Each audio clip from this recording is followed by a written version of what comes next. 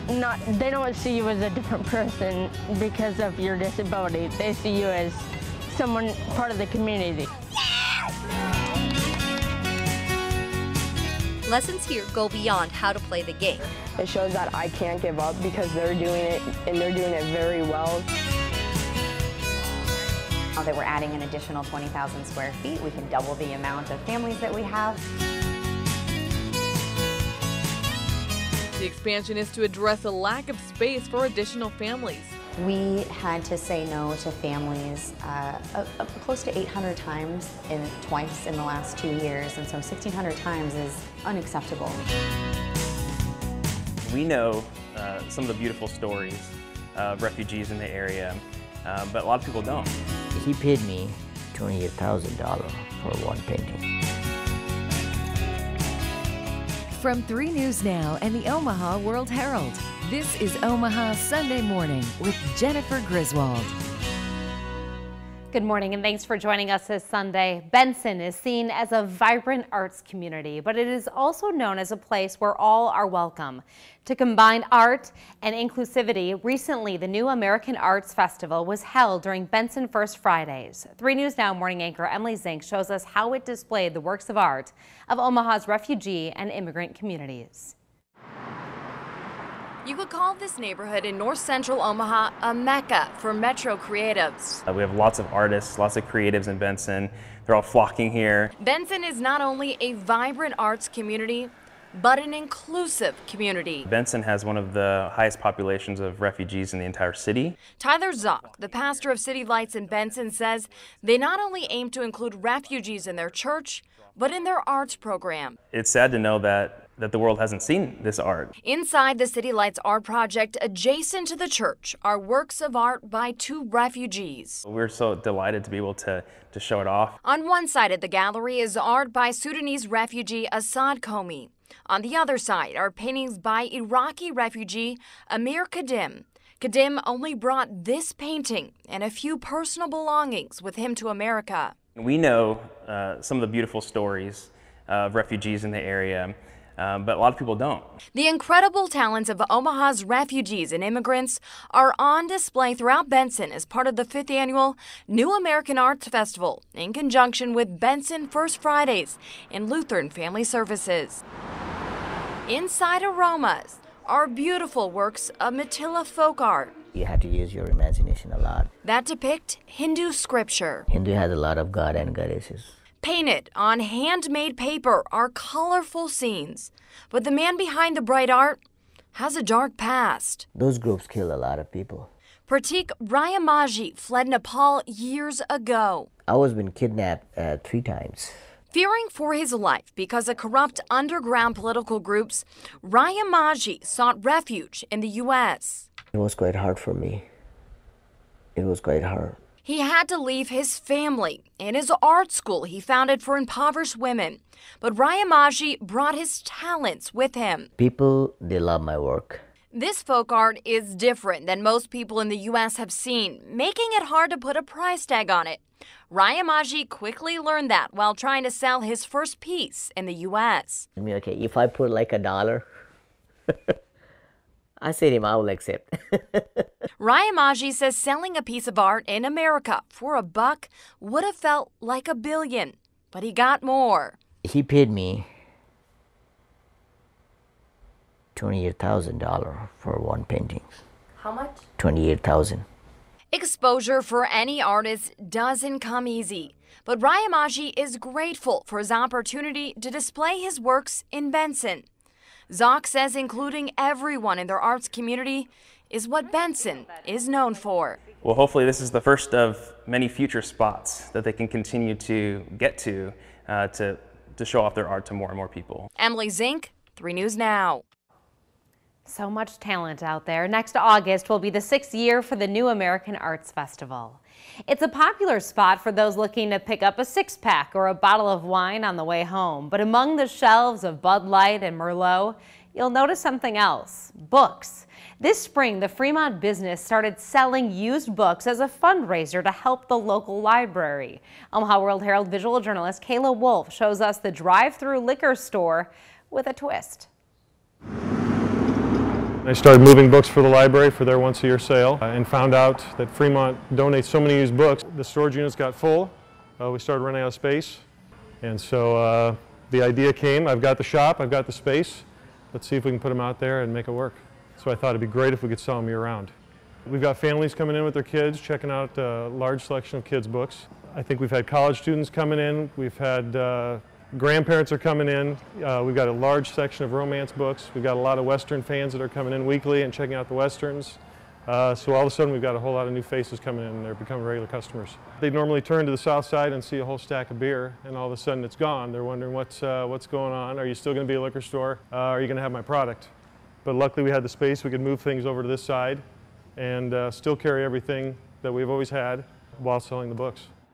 Has already made more than $2,000 for the library in just 3 months. Great idea. Teens and young adults got a chance to see Workers in Action. A local program helps them earn jobs and internships. A young woman is already on track toward a new career at the age of 17. 3 News Now reporter Alex McClune has our story.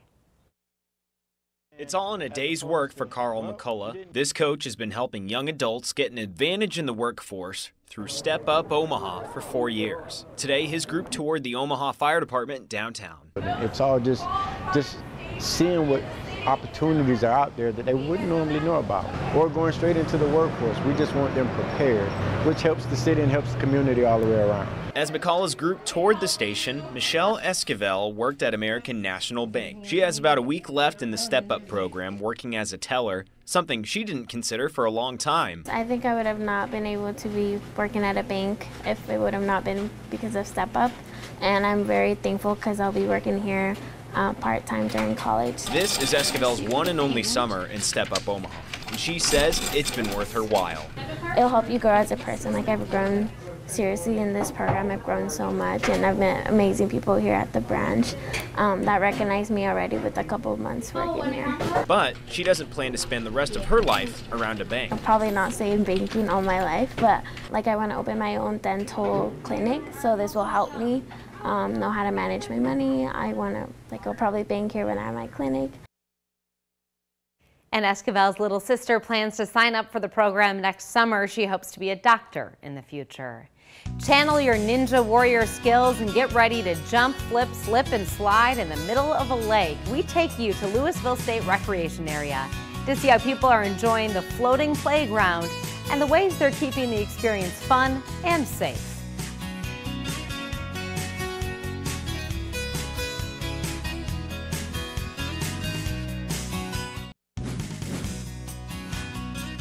A new report by the Food Research and Action Center indicates that 1 in 8 Nebraskans are unable to afford enough food for themselves and their families. The data shows Nebraska is one of many states dealing with hunger. 3 News Now reporter Andrea Braswell talked to a local food bank on its mission and the need. Organizations like Together Omaha work with other food pantries around the city to make sure people are not only fed, but have access to some of the healthiest foods. Nebraska is fighting an ongoing battle against hunger. In fact, a new study shows 16% of Nebraska families with children suffer from food hardship. For thousands of low-income families, this is a particularly difficult time of year. Children aren't eating meals at school, and parents are having to account for additional food costs and oftentimes childcare costs. Food Bank for the Heartland says the summertime can be crucial for the hungry.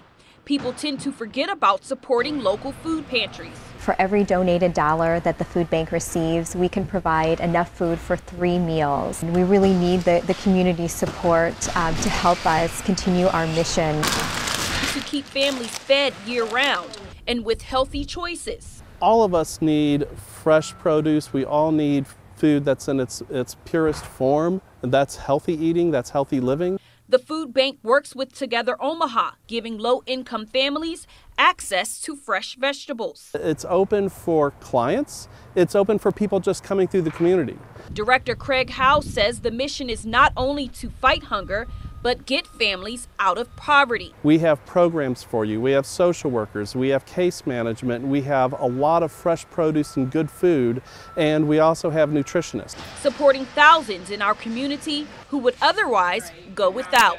If you just figure we're not the only place in town and over 1,000 folks come through here every week, that tells you there's a real problem, and they represent every zip code. Great to see that they are helping people out. The first few days in August have brought a mix of weather conditions from heat to rain. The week ahead will still remain near to slightly above normal with highs in the mid to upper 80s. We also have a chance for rain Monday, but drier air moves in for the rest of the week. A new water feature is open at the Louisville State Recreation Area. It's a floating obstacle course for adults and children.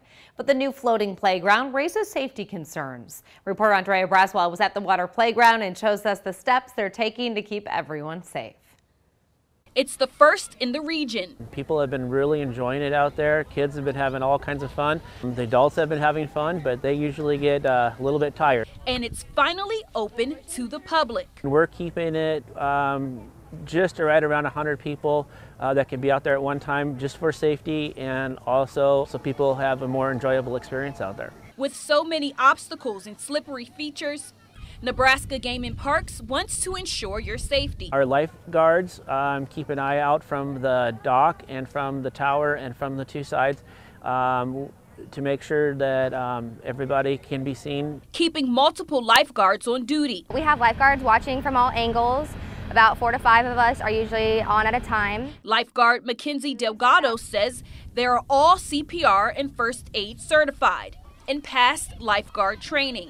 We had to do the obstacle course so we would know like where the slippery spots are or where the more difficult spots are for people to get around. So we know that like pretty well in our heads. Everyone on the course must wear life jackets. That way if you don't know how to swim or if you have struggle swimming, it'll help you out there in the lake so you fall off a lot because it's really slippery. Parents I spoke to call the setup safe. There's plenty of lifeguards, so it seems well controlled. And lifeguards also float in kayaks just to play it safe. If anyone has trouble getting out or in an obstacle, we can swim in and help them. Admission costs $18 for adults, $13 for children for a 90-minute session. It includes rental of the required life jacket. The floating playground is open daily from noon to 6 through August 12th.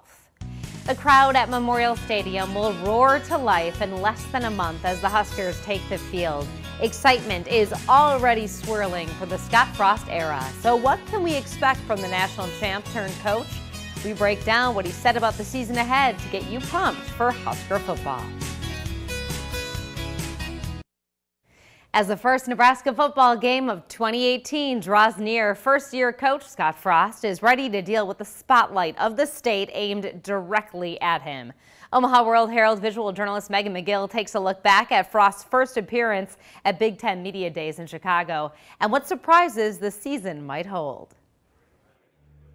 We're carrying the hopes of a lot of people, really the whole state of Nebraska on our shoulders. The hopes of the state, the identity of the state are wrapped up in Nebraska football. Mine was when I was little. From afar, I've been frustrated a lot watching it fall to where it's fallen. We can tell kids that Nebraska was great back in the day. They don't care. We need to be great now. If you fail enough, you either cash in your chips or you get to a point you're not afraid of it. And that's how I want my players to play. Criticism can get too loud and the praise can get too loud. Usually they're both wrong. And you just gotta keep a level head, keep your emotions level. I don't think it's healthy just to have things handed to you. I think it makes you better if you have to earn a lot of those things. The program used to reflect the people of the state. Nebraska's best asset is its people. It has unbelievable people that are hard-working, blue-collar people that are going to care about each other. That's what we're trying to get back to in our program, and that's the way that we're going to build it. Nebraska people are hungry for it. They're excited to have a program that they can be proud of again, a winning program, something they can relate to and be a part of again. There's some pressure that goes along with that. We're not going to run from the past, and I get the impression from afar, I got the impression that for quite a few years recently, Nebraska has abandoned the past and turned its back on the past. I just want to fix it.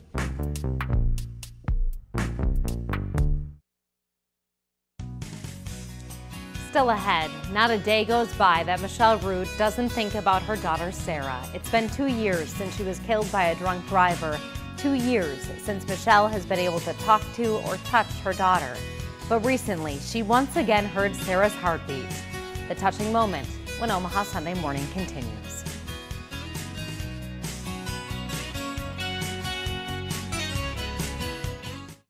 Back in the 50s, high-tech innovation was all about plastic, and Sunday Morning's cover story this week is also about that topic, plastic. So, Jane, hello, and what's the story? Hey, Jenny, well, I know a whole lot more about plastic than I did before David Pogue's report. So that's 65 years we've been mass-producing plastic all over the world. And as David Pogue tells us, all of that plastic is still out there.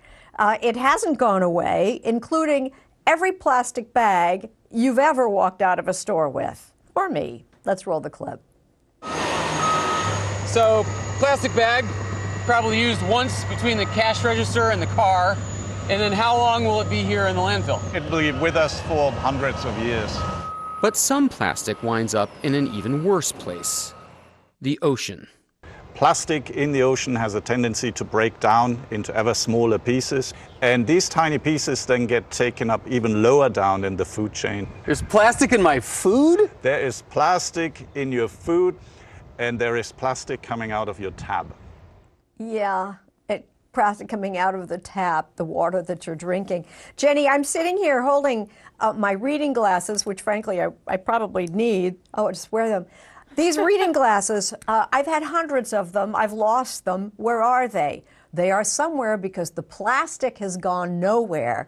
Ditto the spoon I stirred the coffee with. It's plastic. It will way, way outlive me. So it's a pretty big heads up. David reports something astonishing. If I live to be 100, which would be, 2050, David says that at that point, there will be more plastic in the ocean than there are fish.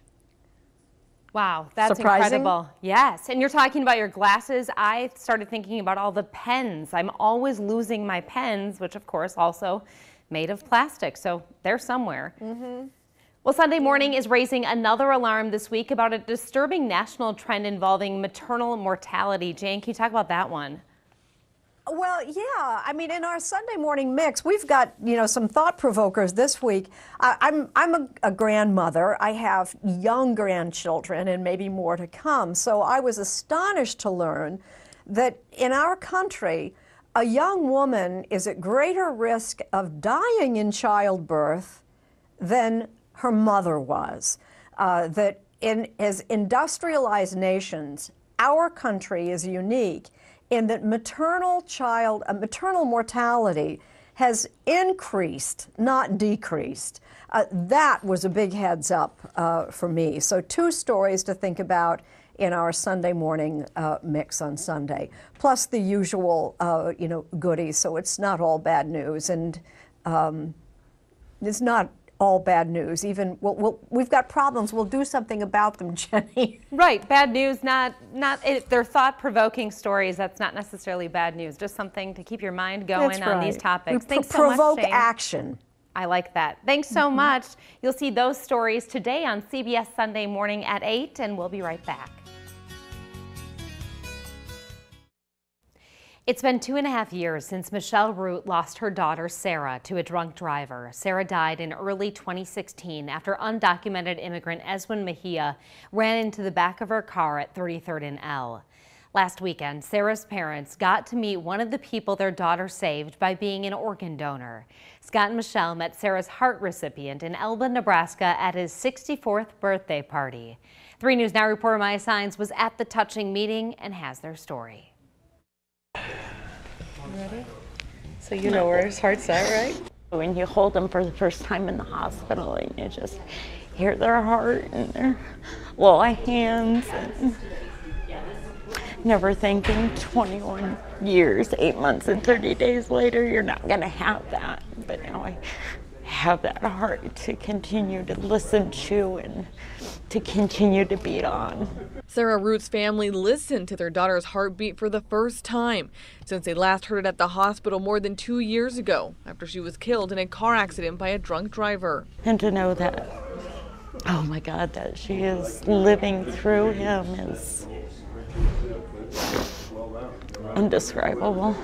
And this is what she wanted, and that's part of the reason to save 6. You know, we wear that, you know, kidneys, heart, lungs. They took a bunch of skin off her back, tendons. So, I mean, that's the type of person she was, given person, you know, right even after she's gone. Sarah's heart now beats inside Dan Griffin. The nice thing about it, part of me's 24, part of me's 64. I kind of like to think the 24 part's leading the way.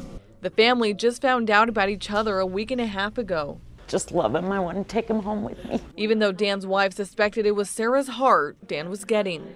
I kind of knew from day one. I was watching the news that night of Dan's surgery, and there was a candlelight vigil come on, and Sarah's dad was on, and he says, "I hate to lose my daughter at this young age, but she saved at least 6 people's lives tonight." So I was pretty positive, but I didn't say anything to Dan for a long time. Even though Sarah is gone. Sarah's family,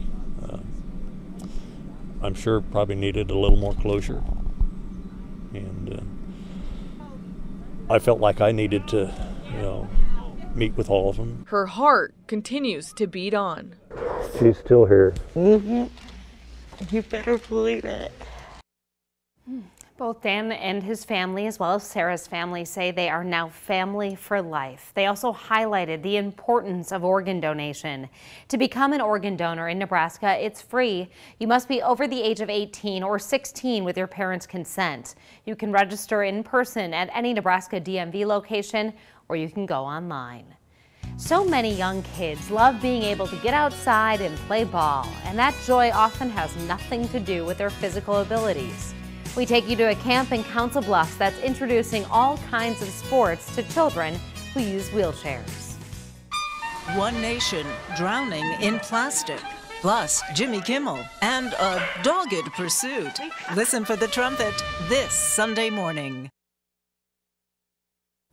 The final days of summer vacation are here. A group of kids is making the most of it at a sports camp in Council Bluffs. 3 News Now visual journalist Stephanie Nolte shares their opportunity to try something new. This one looks cool. When it comes to softball, oh, nice swing, nice swing. Every kid has to start somewhere. Put both hands down at the bottom. At sports camp in Council Bluffs, kids learn how they can play the game. Oh, there it comes. It's really encouraging and motivating to know that you can do what other people can do even though you are different. Wheelchair Sports Camp is a summer tradition for 16-year-old Carly Sorensen.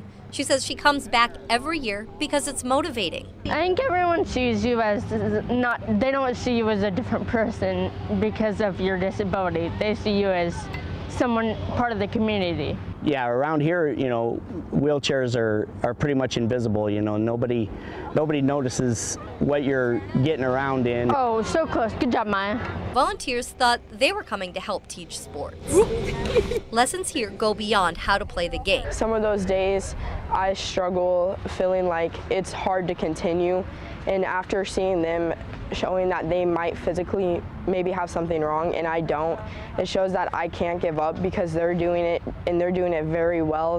The greatest reward, she says, is watching the kids progress throughout the week. It's really encouraging and motivating to know that you can do what other people can do even though you are different. Yeah, there's nothing really holding me back, just dream big. Stephanie Nolte. And go for 3 News Now. What you think is possible. Wheelchair Sports Camp is always looking for volunteers. More information on how to help out or register for next year's summer camp is on our website. Some young cancer patients got a little gift to brighten their day, pretty headbands with a beautiful cause. Check out these adorable photos. Nebraska Medicine tweeted them out.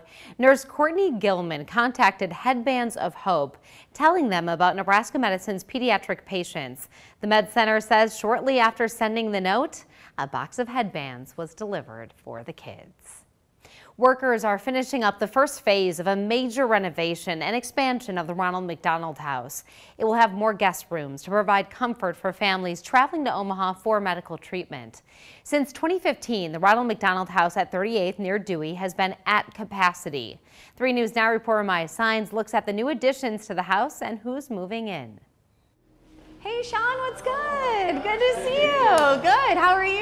It's all high fives and hugs at the Ronald McDonald House today as families and staff moved back in after spending the summer at UNO Scott Campus dorms during the renovation. We are moving half of our families back in, and I say half because that's who used to make up the entire house, and now that we're adding an additional 20,000 square feet, we can double the amount of families that we have. The renovation includes 20 more bedrooms. This is one of the rooms that is not open and online, but this is an example of what the room will look like when it's all completed. The expansion is to address a lack of space for additional families. We had to say no to families close to 800 times twice in the last 2 years, and so 1,600 times is unacceptable to say that we can't help you. And imagine being one of those families who just traveled across the country, in some cases across the world, and you get here and you're told that you don't have a place to stay. Another big addition to the house is office space for staff and employees. This is such an important moment for us because, like I said,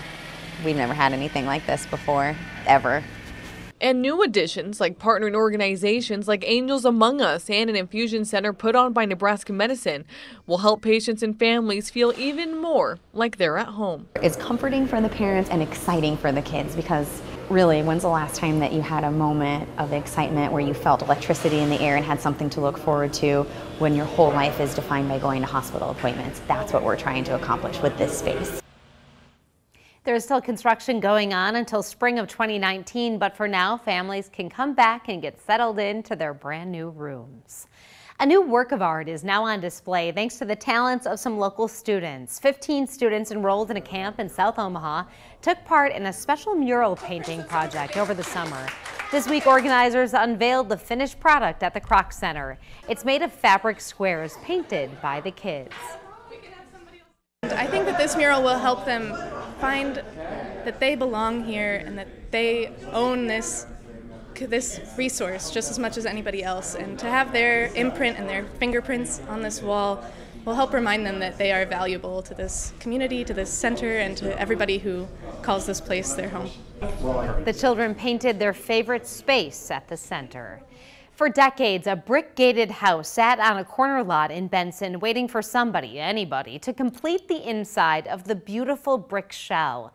From the street, it looked like a long-abandoned mini mansion from a bygone era. Overgrown trees and boarded-up windows gave the structure enough stubble that tales it was haunted began to circulate. Now, 79 years after initial construction, the job is finished. Omaha World-Herald visual journalist Megan McGill takes us inside. So when I was working with said, you've got to come see this house I have for sale. You might be interested, but go check it out. And of course I looked at it and I'm like, oh, got to have it. It's been here almost 80 years and the interior was never finished. The whole inside, they never finished it. They just did the shell. I'm actually an architect. Seeing these older homes, it's so much fun to go in and do something exciting. And I do it my way. And then when I'm finished, I put it up for sale.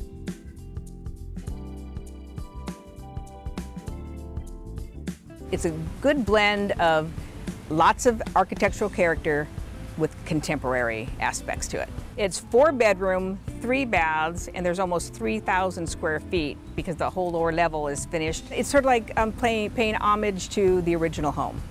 It's like, let's celebrate this cool house that's been here forever. But then on the inside, let's get a little bit of design going on, and it's kind of got a little kitschy bohemian feel, a little bit of that, but it's contemporary and very livable.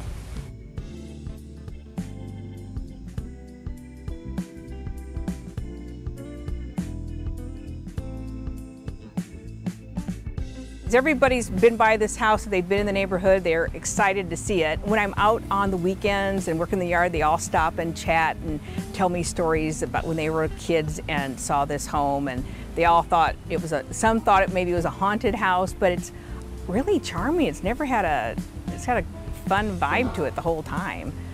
And I keep telling them, well, Benson Days, and we're gonna have it open on Sunday, July 29th from 11 to 3, so everyone can come see the house. It's going to be $350,000.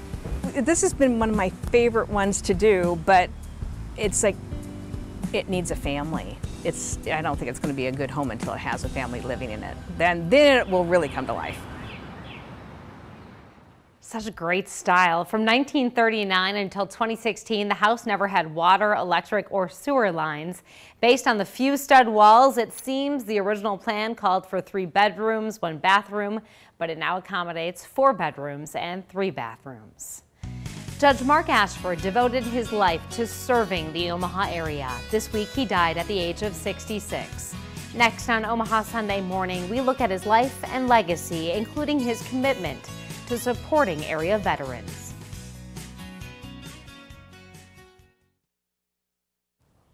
City and state officials are remembering a Douglas County judge who dedicated his life to serving the metro.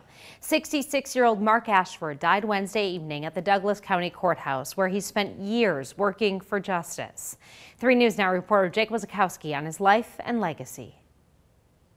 For 30 years, Judge Mark Ashford presided over court hearings with passion, fairness, and humility.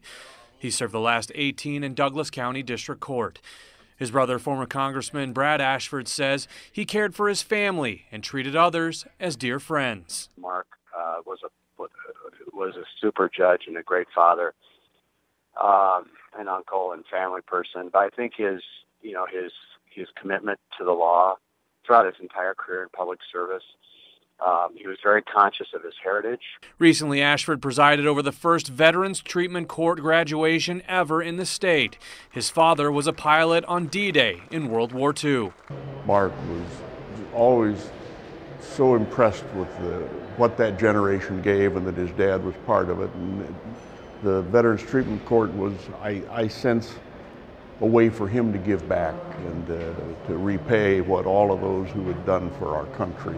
In May 2017, we profiled the Ashford family and their Omaha roots that go back to the 1800s. Omaha is really pretty much unlike almost anywhere else, even in the Midwest. Courthouse personnel say they've gone between sadness and deep reflection, remembering a man who served the public for most of his life. Although you had respect for him as a judge, he was a person that would come up and talk to you.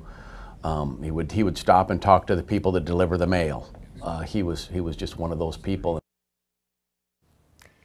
After the news of Mark Ashford's death, many people went on Twitter and delivered tributes. Mayor Gene Stouthert said Ashford would be remembered as a dedicated judge who served with respect. Douglas County Attorney Don Quine said sincerest condolences to the family. Quine said Mark Ashford's numerous contributions to the community will be sorely missed.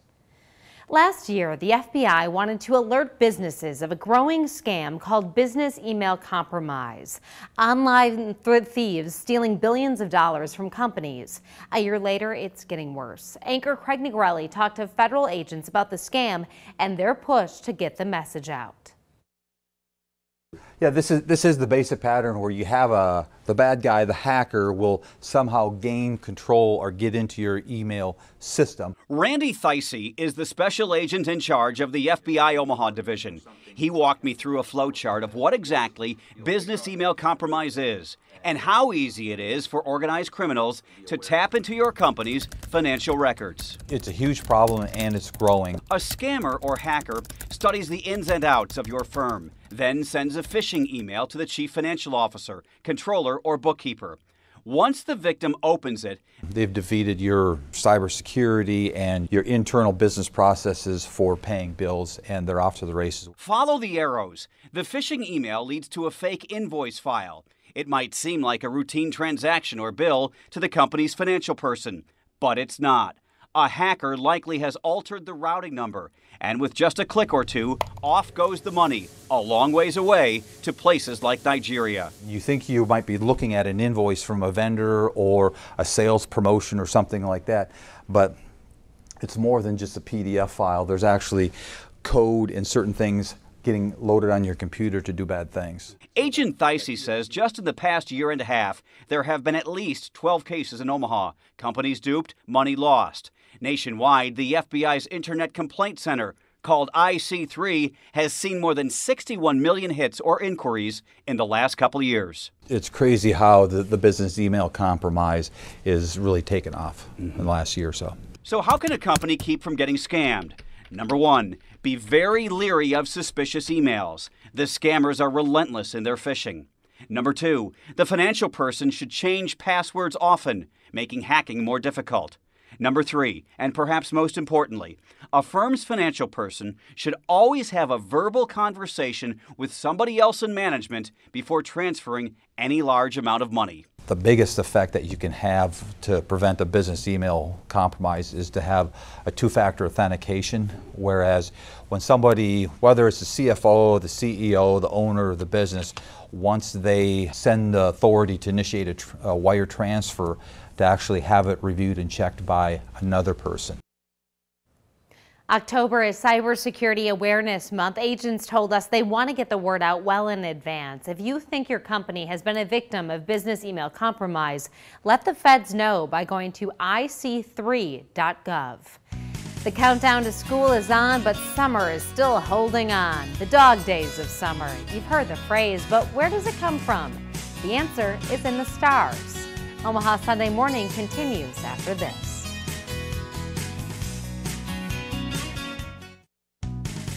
Time now for a look at what's happening this week in Omaha. Tomorrow, the garden is going to the dogs. Bring the whole family, dogs included, to Lordson Garden for a tail-wagging good time. It all gets started at 5. Tuesday is National Night Out. Neighborhoods around Omaha are planning events to get families out to meet each other with the goal of making their neighborhood safer.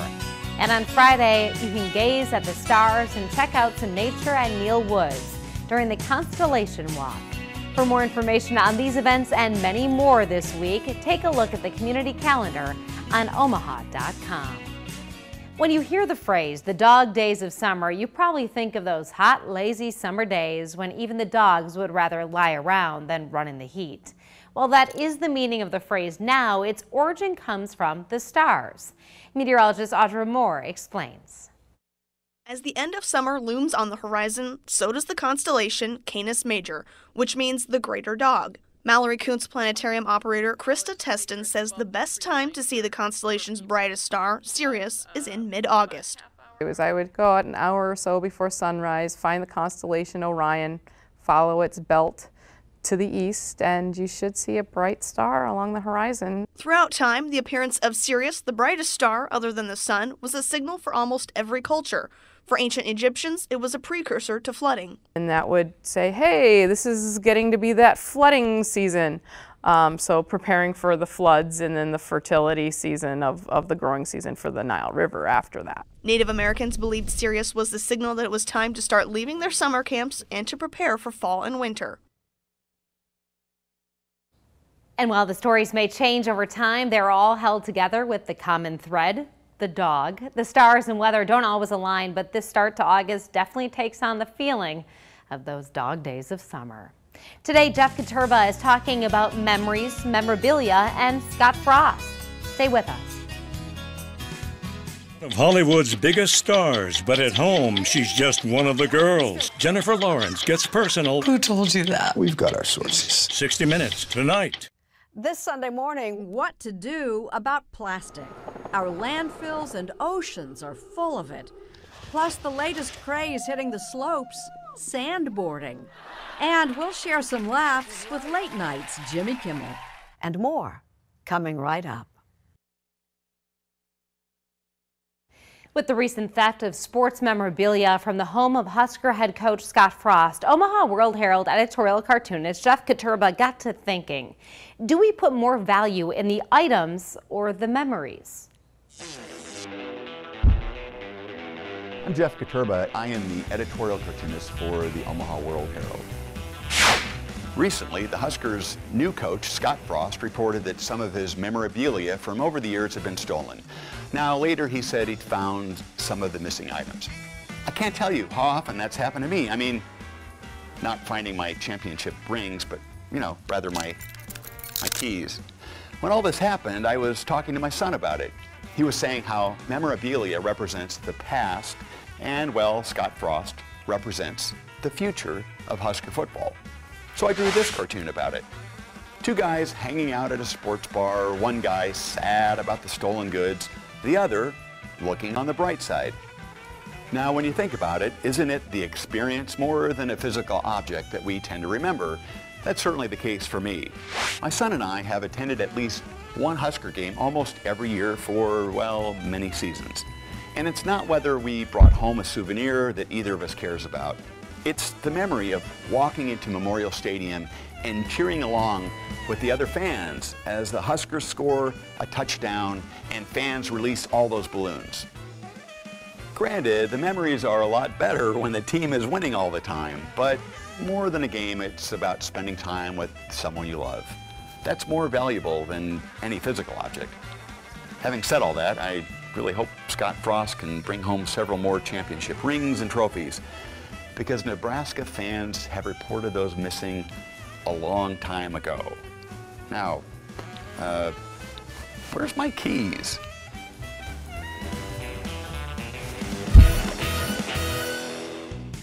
That's all for this week. Thanks for watching Omaha Sunday Morning. We'll see you back here next week.